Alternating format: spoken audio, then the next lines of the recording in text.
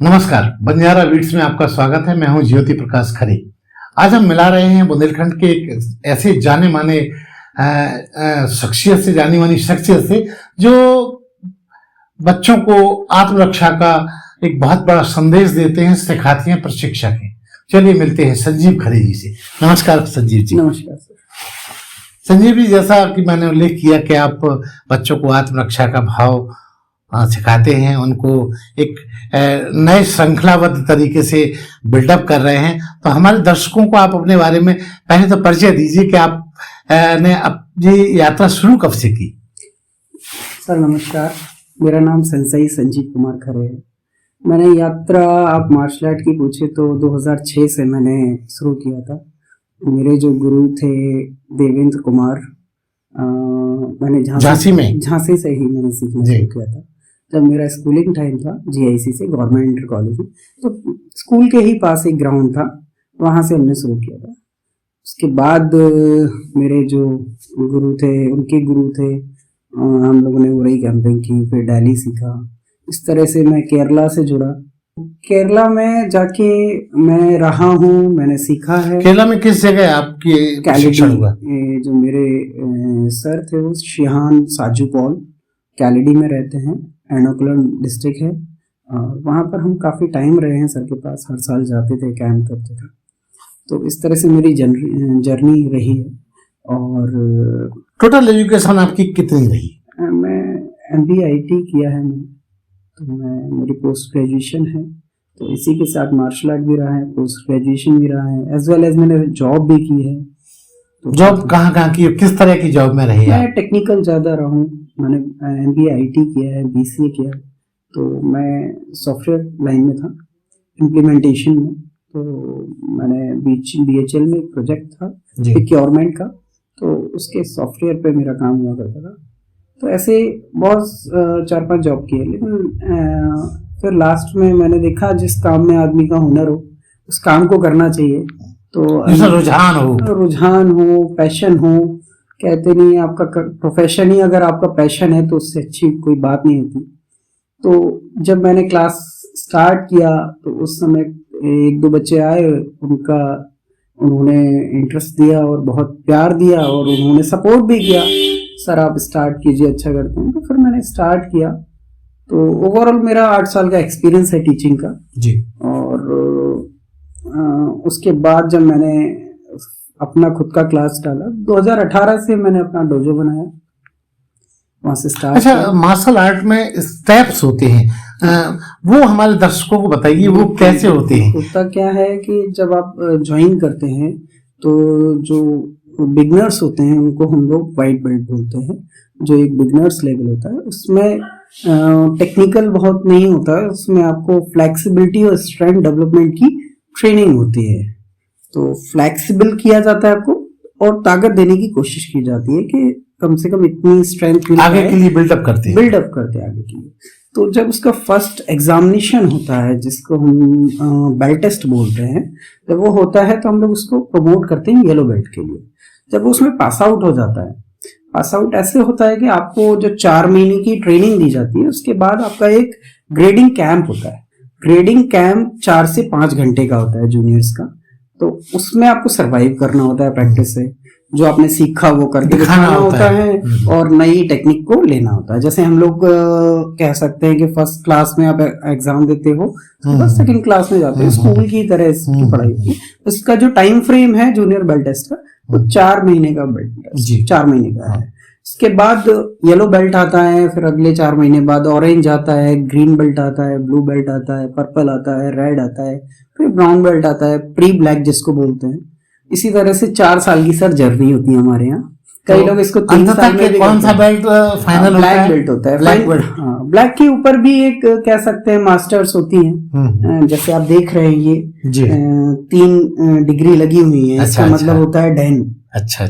तो first Dan, second Dan, third Dan. तो मैं थर्ड डैन से आप डॉक्टरेट कर लेते हैं, लाइक सेंसाई। अच्छा। तो ये मेरा सर्टिफिकेट है, तो आप देख सकते हैं। तो ये सेंसाई मैंने अभी किया है 2021 में। तो ये मेरी पोस्ट है। मैं ये जानना चाहता हूँ भाई साहब कि ये जो मार्शल आर्ट का पूरा उपक्रम है, जी सर। ये क्या बच्चों में और खासतौर से बेटियों के लिए कितना उपयोगी साबित हो सकता है? सर बहुत ज्यादा सर, क्योंकि आप देख सकते हैं आज के आने वाले टाइम में, आज के टाइम में ही बेटियों के साथ समस्या ये है कि डर बहुत ज्यादा है। आप घर से 8 बजे के बाद ही पेरेंट्स मना कर देते हैं, अकेले नहीं जाओ। आप देख सकते हैं जो जॉइंट फैमिली होती है उनमें तो बहुत ज्यादा रहता है।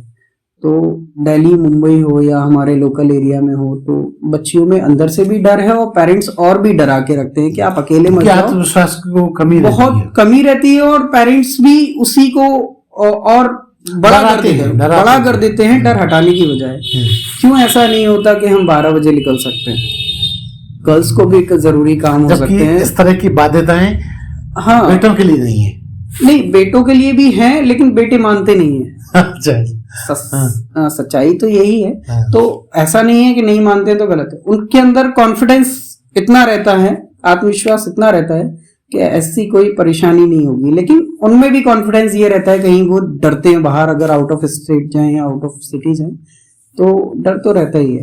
देखिए, मार्शल आर्ट का मेरा मानना है कि ये लड़ाई की आर्ट नहीं है। मार्शल आर्ट मतलब ओवरऑल पर्सनैलिटी डेवलपमेंट है, जिसमें आपको confidence, physical strength, mental strength दोनों प्रोवाइड की जाती हैं। आप लड़ोगे कैसे ये नहीं सिखाया जाता, आप सिचुएशन हैंडलिंग कैसे करोगे ये सिखाया जाता है। देखिए, ये कोई मूवी नहीं है जहां आप 4 लोगों से लड़ रहे हो और आपको कोई मार देगा तो रीटेक हो जाएगा और रीटेक के बाद फिर से आपकी फिल्म स्टार्ट हो जाएगी। अगर वहां आपको चोट लगी तो आपका गेम ओवर हो जाएगा। तो आपको सरवाइव कैसे करना है, सिचुएशन कैसे अपने फेवर में करनी है, वो खुद को कैसे बचाना है, बस सेल्फ डिफेंस होता है सर, सेल्फ अटैक नहीं होता है। तो सेल्फ डिफेंस का मतलब हमें किसी भी तरीके से अपने आप को सेफ करना है, वो ज्यादा इंपॉर्टेंट है। 4 लोग हों, 10 लोग हों, फर्क नहीं पड़ता। कभी आप हो सकता है उनसे भी ज्यादा से परेशान हो जाओ, तो आप में इतनी समझ होनी चाहिए कि आप वो सिचुएशन को अपने बिहेवियर से ही, आपके लाइफ बिहेवियर से ही लड़ाई तक वो सिचुएशन पहुंचे ही ना, उतनी नौबत ही ना आए कि आपको उसका हिस्सा बनना पड़े, आपका बैड एक्सपीरियंस हो। तो मे बी कि आप कहीं जा रहे हो और मैं कहीं जा रहा हूं सेम सिचुएशन में, बस कैरेक्टर चेंज हो रहा है। आपके साथ फाइट हो गई, मेरे साथ नहीं हो सकती, मैं चैलेंज कर रहा हूं इस चीज को, तो फर्क कहां आया? मेरे कैरेक्टर पे ही तो आया। तो मैंने सिचुएशन को समझ लिया, इसके बाद मैंने कोशिश की कि वो नौबत नहीं आएगी जहां तक। और फिर अगर ऐसी नौबत भी आती है, मान लीजिए मेरी फैमिली पे बात आ गई, तो उस समय के लिए मार्शल आर्टिस्ट जिंदा होता है। फिर होता है आर्या पार की फाइट, तो उसी चीज के लिए हम लोग तैयार करते हैं। तो 99% केस में तो हम समस्या आने ही नहीं देते, प्रॉब्लम ही नहीं आएगी। कॉन्फिडेंस इतना है, हम कहीं भी जा सकते हैं, कुछ भी काम कर सकते हैं, डर ही नहीं होता है अंदर से, क्योंकि इतना स्मार्ट हो जाते हैं बात करते करते। मार्शल आर्ट से लड़ाई नहीं आती सर, लड़ाई कैसे जीवन शैली का एक नया तरीका, स्वरूप बन जाता है सर हर काम करने का। आप कोई भी काम करेंगे तो उससे बस सॉल्यूशन आपके दिमाग में हमेशा रहता है, किसी भी चीज का सॉल्यूशन हमेशा रहता है। अभी वर्तमान में आप कितने बच्चों को प्रशिक्षित कर रहे हैं? सर अभी करंट में मैं कम से कम 50-60 बच्चों को मैं, तो उनमें बेटियां कितनी हैं? सर 50%, 55%। आपको लगता है कि इन दोनों मुश्किलें जो समाज में बढ़ रही हैं उसकी वजह से गार्जियंस में बेटियों को इसमें आगे बढ़ने के लिए प्रेरित किया जाने लगा? बिल्कुल हो रहा है, अवेयरनेस बढ़ रही है सर। लेकिन एक प्रॉब्लम और है, पेरेंट्स के साथ है। पेरेंट्स हमेशा इस कंफर्टेबल जोन में जाना चाहते हैं कि उनकी जो बच्ची हैं उनको लेडीज टीचर ही सिखाए। हाँ। या फिर लेडी, मेरे पास जो पेरेंट्स आते हैं वो ये डिमांड करते हैं कि सर आपके पास बच्चियां हैं कि नहीं है? हाँ। मेरे पास बच्चियां बच्चों से ज्यादा है, बॉयज से ज्यादा गर्ल्स हैं। प्रॉब्लम ये नहीं है, प्रॉब्लम एक और है। प्रॉब्लम ये है कि गर्ल्स को 99% मतलब वो चाहते हैं प्रशिक्षिका होना चाहिए। नहीं, वो ये नहीं चाहते। वो ये चाहते हैं कि उनके बैच में गर्ल्स ही गर्ल्स होनी चाहिए। अच्छा।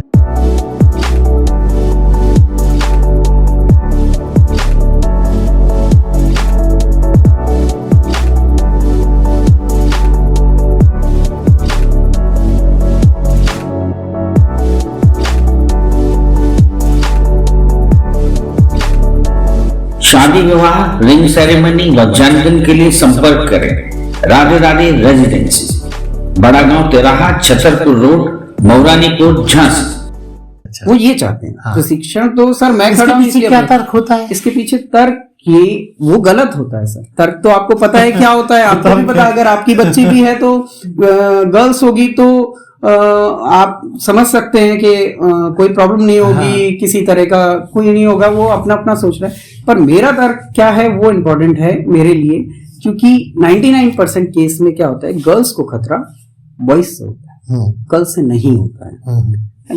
तो अगर हम उनकी स्ट्रेंथ बिल्कुल लाइव लाके नहीं बताएंगे, जोड़ के नहीं करेंगे, बताएंगे नहीं कि बॉयज की बॉडी में और गर्ल्स की बॉडी में फर्क कितना होता है, उनका हीमोग्लोबिन भी कम ही होता है ना। तो जब कुदरत ने उनको बॉयज के मुकाबले स्ट्रेंथ थोड़ा सा कम दिया, टेक्निकल की बात नहीं कर रहा हूं मैं, बॉडी की पर्सनैलिटी की बात कर रहा हूं, तो जब वो कम है, ताकत कम है, तो हम उसको बीट कैसे करेंगे? उसके लिए तरीका है सर, टेक्निकल स्ट्रांग होना चाहिए। तो टेक्निकल करने के लिए हमें लाइव परफॉर्म करना पड़ेगा बॉयज के साथ, अदरवाइज वो रियल एक्सपीरियंस वो फेस कैसे करेंगे? बिल्कुल ठीक है। तो इसके लिए हमारे यहाँ ऐसा कोई नियम नहीं है कि हम गर्ल्स की प्रैक्टिस गर्ल्स के साथ करते हैं, हम जबरदस्ती उनकी प्रैक्टिस में अच्छा है। हम पेरेंट्स को भी कन्विंस करते हैं इसी चीज के लिए, डे 1 से हम बता के रखते हैं सर ऐसा कुछ नहीं है, आपकी जो बच्ची है वो वॉइस के साथ ही फाइटिंग भी करेगी, प्रैक्टिस भी करेगी, डेली रूटीन की प्रैक्टिस। अच्छा खली साहब, एक बात और बताइए, जैसे आप इतना कुछ कर रहे हैं और मार्शल आर्ट को अभी बहुत सारे लोग जानते भी नहीं है, धीमे धीमे लोग जानने की कोशिश कर रहे हैं और बढ़ रहे हैं, तो इस पूरे प्रोजेक्ट में आपको मुश्किलें कहाँ आती हैं? सर मुझे मुश्किलें तो नहीं आती हैं सर, ऐसा कुछ नहीं है, क्योंकि हर मुश्किल का कोई ना कोई सोल्यूशन मैं निकाल ही लेता हूं। आती हैं और वो चली जाती है। किस तरह की मुश्किलें आती हैं? मुश्किलें ये आती हैं, जैसे आजकल के पेरेंट्स क्या सोचते हैं कि ये एक छुट्टियों का काम है। अच्छा, जैसे समर कैंप आया तो वैकेशन का मुद्दा, वैकेशन का काम है, समर कैंप आएगा तो लड़कियों को संगीत सिखाना, ऐसे ही वो सर्च। आई थिंक मेरे पास जो कॉल ज्यादातर पहले जो बिगनर्स आते हैं वो इसलिए आते हैं कि समर वेकेशन सारे सर्च करेंगे क्या फ्री चल रहा है, मतलब या डांस में डाल देते हैं या स्केटिंग में डाल देते हैं या म्यूजिक पेंटिंग में, इसमें उसमें, तो ले देके कराटे क्लास कहीं से आ जाती है, तो कॉल आ जाता है कि सर वो क्लासेस ज्वाइन करनी है। तो समस्या ये आती है कि जब तक बच्चे को हम कंडीशनिंग कराते हैं और वो बिल्कुल ओके होता है, उसका रेडी हो जाता है, उसके बाद बच्चों के स्कूल खुलते हैं, चलो स्कूल तक बच्चे का इंटरेस्ट रहता है, पेरेंट्स का भी बहुत अच्छा हो जाता है, वो भी है। लेकिन पेरेंट्स का ये मानना है कि एग्जाम आएगा तो हम सब कुछ बंद कर देते हैं, केवल बच्चा पढ़ाई ही करेगा। वो पॉसिबल नहीं हो सकता सर। आप करा जरूर लेंगे, लेकिन आप इंपॉर्टेंस बाकी चीजों की खत्म करते जा रहे हैं। ऐसा नहीं होता कि एग्जाम आ रहे हैं तो हम खाना बंद कर देंगे। एनर्जी हमें हर चीज से चाहिए। एक्चुअल में आपका ये कहना है कि ये मार्शल आर्ट जो है जीवन शैली में समाहित हो जाना चाहिए। समाहित होने का एक मैच्योर एज होती है। जैसे हमारे पास बच्चा आएगा तो कम से कम उसका एक मैच्योर एज होना चाहिए। जो टाइम फ्रेम है वो है 4 साल का।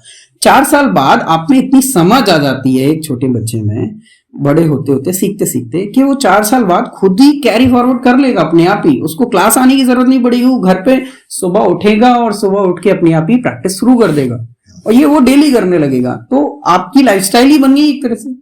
तो जब लाइफस्टाइल हो जाएगी उसके बाद टेंशन नहीं है। लेकिन जिस बच्चे को आपने 4 महीने सिखाया, 8 महीने सिखाया, उसके बाद ब्रेक दे दिया, एग्जाम आ गया और अब समर कैंप का वेट करेंगे आप अगले साल, तो उसने जो सीखा नहीं है वो भी बेकार हो गया, आपका पैसा भी बेकार हो गया, उसकी मेहनत भी बेकार हो गई और टीचर ने जो लगन से सिखाया वो भी पानी में गया। अच्छा खैर साहब, एक बात और, लोगों के मन में एक और भ्रांतियां हैं जो मुझे पता चली हैं। उनका ये मानना है कि मार्शल आर्ट को सीखने के लिए बहुत ज्यादा मूल्य चुकाना होता है। क्या ऐसा होता है? ऐसा नहीं होता है। देखिए हर जगह तो नहीं होता है, कुछ होता है।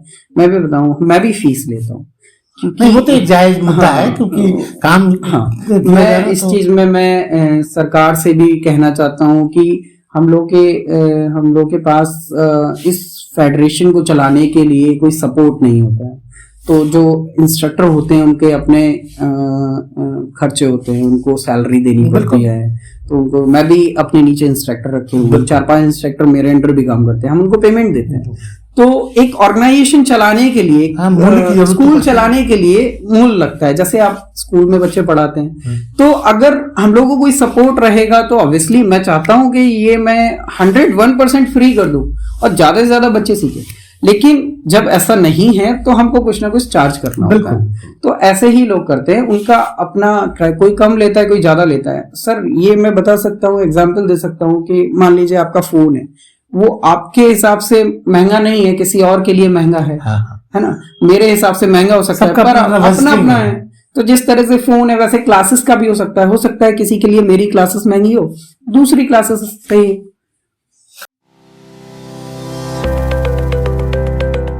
Hotel Kavya, smart residency and marriage house, सभी आधुनिक सुख सुविधाओं से पूर्णतः सुसज्जित, फुली एयर कंडीशन। शादी, party, birthday party, ring ceremony, seminar आदि अवसरों के लिए संपर्क करें। Hotel Kavya, smart residency and marriage house, station road, Mauranipur. ये खान साहब, मैं आपको बता दूं, बंजारा बीट्स एक एकेडमिक इंफॉर्मेशन देने वाला चैनल है। हम चाहेंगे कि आप अपने माध्यम, चूंकि आप एक ऐसा समाज के लिए महत्वपूर्ण काम कर रहे हैं जो समाज को एक नई दिशा और दशा दे रहा है, तो मैं चाहूंगा कि आप हमारे बंजारा बीट्स के दर्शकों को कोई संदेश दीजिए ताकि गार्जियंस भी आपकी बात समझ जाएं और आने वाली पीढ़ी भी आपको। देखिए, मैं यही बोलना चाहता हूँ पेरेंट्स से कि बच्चों के लिए केवल पढ़ाई बहुत इंपॉर्टेंट चीज है, लेकिन केवल पढ़ाई मैं नहीं समझता कि उससे कोई सॉल्यूशन निकलेगा। हो सकता है बच्चा बहुत टॉप भी कर ले, लेकिन क्या होगा जब आजकल देखा है बच्चों को बैठना भी नहीं आता, बच्चे बैठते हैं तो उनकी ये बैकबोन ऐसी हो जाती है ना। बच्चा मोबाइल चलाते चलाते उसकी आईसाइट वीक हो जाती है, पावर ही नहीं होती है। आज छोटे छोटे बच्चे चश्मा लगा रहे हैं, छोटे छोटे बच्चों के बाल सफेद हो रहे हैं। रीजन कि वो फिजिकल एक्सरसाइजेस भूल चुके हैं, हाँ, जीवन शैली वो टोटल भूल चुके हैं सर। और ये केवल एक प्रेशर जनरेट कर रहा है कि हमको नंबर चाहिए। मैं एग्री हूँ, अच्छे पढ़ाई बहुत सही है, बच्चे करते भी, लेकिन थोड़ी सी इंपॉर्टेंट अगर हम थोड़ा सा टाइम डेली लाइफ में, चाहे वो एग्जाम टाइम क्यों ना हो, आप निकालेंगे तो उससे ब्रेन आपका अच्छा काम करेगा। वो ज्यादा अच्छा होगा कि आप एक डिसिप्लिन बना लें, एक संकल्प ले लें कि हमको डेली कम से कम आधा घंटा ही सही लेकिन देना है। आप कोई भी एक्सरसाइज, कोई भी स्पोर्ट्स कीजिए, इसको एक्सरसाइज मान के चलना। डेफिनेटली सर, हर कोई मार्शल आर्ट नहीं करना चाहता, डेफिनेटली नहीं करना चाहता। कई लोग फुटबॉल खेलते हैं, मैं उनसे थोड़ी ना बोलूंगा कि वो मार्शल आर्ट खेले, ठीक है। तो आप चाहे कोई भी गेम खेलें, क्रिकेट खेलें, फुटबॉल खेलें, हॉकी खेलें, लेकिन आपने एक डेडिकेशन है ना, आप उसके लिए तो एक्सरसाइज करेंगे ना। ऐसे ही मार्शल आर्ट का भी अपना है। जो बच्चे मार्शल आर्ट कर रहे हैं उनके लिए मैसेज ये है कि वो डेली कुछ ना कुछ टाइम निकाल के इसकी प्रैक्टिस करें, चाहे वो छोटे हो या बड़े हो, पढ़ाई के साथ लेके चले। मैं ये नहीं कह रहा हूं कि हर बच्चा स्पोर्ट्समैन बने, लेकिन हर बच्चा वो अच्छा काम कर सकता है जो एक्सरसाइज करता है। तो डेली एक्सरसाइज जरूर करनी है, चाहे एग्जाम आ रहे हो या नॉर्मल टाइम आपका स्कूल का हो या समर कैंप हो। समर कैंप के टाइम पे थोड़ा सा ज्यादा टाइम दे दीजिए, बाकी टाइम पे थोड़ा सा टाइम दे दीजिए, तो इसको करके चलिए। और मिनिमम से मिनिमम ऑल्टरनेट डेज पे तो कम से कम करना ही चाहिए, इतना मेरा सजेशन है सभी को। तो ये थे संजीव खरे जी, जो मार्शल आर्ट के अलावा बच्चों को एक ऐसी नसीहत दे रहे थे जो उनकी फिटनेस के लिए जरूरी है। बंजारा बीट्स से बात करने के लिए खरे साहब बहुत बहुत धन्यवाद। इस चैनल को लाइक और सब्सक्राइब करना ना भूलें। देखते रहिए बंजारा बीट्स।